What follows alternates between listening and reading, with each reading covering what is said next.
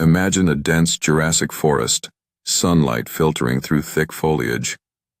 The Dilophosaurus, with its slender frame and distinctive crests, relies on natural camouflage, its mottled skin blending seamlessly with the dappled greens and browns of its environment.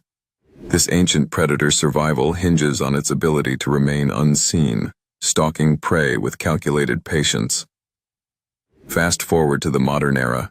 Stealth drones, engineered with radar-absorbent materials and angular designs, slip through the sky, nearly invisible to both human eyes and electronic detection. Their advantage lies in technological invisibility, evading radar and infrared sensors while transmitting real-time data. While the Dilophosaurus depends on biology and terrain, stealth drones exploit physics and innovation. In a hypothetical encounter, the dinosaur's camouflage might fool the naked eye, but a drone's thermal imaging could reveal its body heat. Yet, in dense cover, even advanced sensors can be challenged.